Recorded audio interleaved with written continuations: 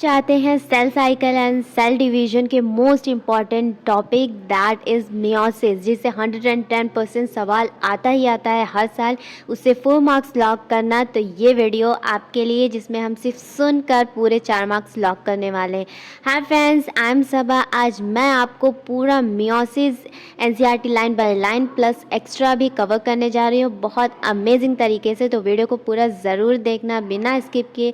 Before we start the video please hit the like button and subscribe my channel. Meiosis में meiosis 1 है और meiosis 2 है। पहले हम मियोसिस 1 करेंगे जिसमें प्रोफेस 1 है। जो सेल है उसका प्लॉइडी लेवल है 2 and 4C वाला सेल है। अब प्रोफेस 1 में लेप्टोटीन, जाइगोटीन, पैकेटीन, डिप्लोटीन, डायाकिनेसिस, ये 5 टाइप्स हैं। इसे हम न्यूमोनिक से याद कर सकते हैं। लाल ज़रा पढ़ लो डी से डॉक्टर बनने के लिए। नाउ फर्स्ट इज़ लैप्टोटीन, जिसमें क्रोमोसोम्स कंडेंस और कॉइल्ड होने स्टार्ट हो जाते हैं। क्रोमैटिन क्रोमोसोम्स में चेंज होने लगते हैं और लाइट माइक्रोस्कोप के अंदर ये विजिबल होने लगता है, पर इसमें क्रोमोसोम्स के जो एंड है वो नॉन डिस्टिंक्ट होते हैं। Second is your zygotene. Zygotene में होता है synapsis between homologous chromosome. Synapsis मतलब पेयरिंग, होमोलोगस मतलब सेम टाइप के क्रोमोसोम्स जिनका नंबर सेम हो, स्ट्रक्चर सेम हो, साइज सेम हो, पैटर्नल सेम हो, सब कुछ सेम हो, उनका पेयर बन जाता है। जैसे 1 का 1' से पेयर बना, तो जो पेयर बन रहा है 2 क्रोमोसोम्स का उसको होमोलोगस क्रोमोसोम्स बोलते हैं, और उन पेयर को जो 2 क्रोमोसोम्स को ज्वाइंट करता है उस ज्वाइंट को बोलते हैं साइनेप्टोनिमल कॉम्प्लेक्स।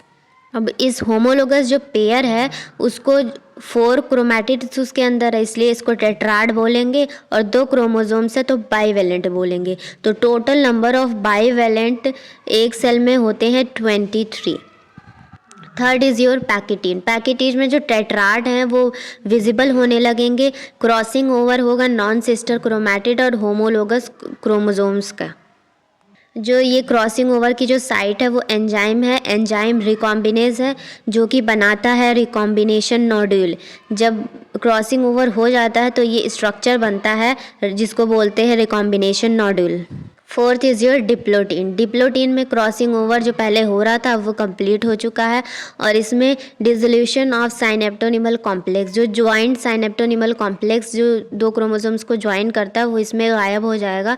सिर्फ एक्स सा स्ट्रक्चर बनेगा जिसको बोलते हैं chiasmata. This is a joint of attachment of homologous chromosomes. ये जॉइंट है, अटैचमेंट है होमोलोगस क्रोमोसोम का, जिसको कियासमेटा बोलते हैं।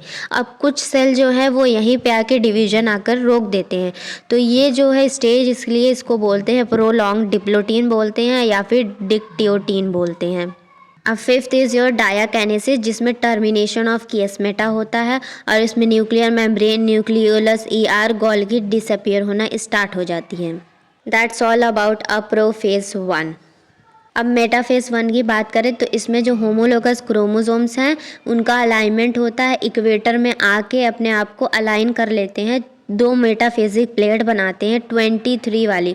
23 क्रोमोसोम्स एक मेटाफेजिक प्लेट में, 23 एक मेटाफेजिक प्लेट में, 2 मेटाफेजिक प्लेटें बन गई सेंटर में, ठीक है। अब जो होमोलोगस पेयर होंगे वो रैंडम होंगे। ये ज़रूरी नहीं कि 1' और 1' के साथ ही पेयर होगा, तो ऐसा नहीं है। 1 9 के साथ भी हो सकता है, 9 4 के साथ भी हो सकता है। तो होमोलोगस पेयर जो रैंडम होते हैं क्रोमोसोम्स के मेटाफेस में जो सेंटर में अरेंज है। अब इससे क्या होगा, फिर स्पिंडल फाइबर्स जो हैं वो क्रोमोसोम से अटैच हो जाएंगे। एक क्रोमोसोम से एक स्पिंडल फाइबर जो है अटैच होगा, तो total number of spindle fibre 46 होंगे। Now moving on anaphase 1। इसमें होमोलोगस क्रोमोसोम्स का सेपरेशन, अलग अलग हो जाएंगे क्रोमोसोम्स, और ये जो स्टेज है एनाफेज, इसको रिडक्शनल डिवीजन कहते हैं। टेलोफेज 1। टेलोफेज में अब जो क्रोमोसोम्स है वो पोल्स पे आ जाएंगे, स्पिंडल फाइबर गायब हो जाएंगे, न्यूक्लियर मेम्ब्रेन, न्यूक्लियोलस, गोल्गी जो गायब हुए थे अब इसमें रीअपियर हो जाएंगे। अब साइटोप्लाज्म डिवाइड होगा, मतलब साइटोकाइनेसिस होगा, तो जो 2 and 4C वाला सेल था अब N2C वाले 2 डॉटर सेल बन चुके हैं। अब N2C वाला जो सेल हमारे पास आया, अब इसी एक सेल को उठा के मियोसिस 2 कराएंगे। Meiosis 2 is just like mitosis. इसमें प्रोफेज 2 में होगा जो यूनिवैलेंट क्रोमोसोम्स है वो कंडेंस होना स्टार्ट हो जाएंगे, nuclear membrane, nucleolus, ER, Golgi disappear होना स्टार्ट हो जाएंगे। मेटाफेज 2 में ये मेटाफेजिक प्लेट में अरेंज हो जाएंगे, स्पिंडल फाइबर्स ज्वाइंट हो जाएंगे। एनाफेज 2 में सेंट्रोमियर स्प्लिट हो जाएगा, क्रोमैटिड जो है वो अपोजिट पोल्स पे चले जाएंगे। देन टीलोफेज में सेम वही प्रोफेज का उल्टा हो जाएगा, जो क्रोमोसोम्स थे वो सेंटर में आ जाएंगे, जो स्पिंडल फाइबर है वो गायब हो जाएगा, न्यूक्लियर मेम्ब्रेन सब कुछ वापस आ जाएगा। देन साइटोकाइनेसिस इसकी हो जाएगी तो N2C से सेल जो है NC बना लेगा। तो that is all about a meiosis. Hope आपको सुन के बहुत अच्छे से याद हो चुका होगा। एंड कमेंट में ज़रूर बताइएगा कि आपने कौन सा ऐसा नया पॉइंट सीखा। अगर आपको कुछ भी लगता है कि आपने मिस किया तो प्लीज़ वीडियो को दोबारा ज़रूर देखें एंड सब्सक्राइब करें मेरे चैनल को, अपने दोस्तों को शेयर करें, मेरी मेहनत को सपोर्ट करें। Thank for watching my video. में बताइए कि आपको नेक्स्ट चैप्टर कौन सा चाहिए।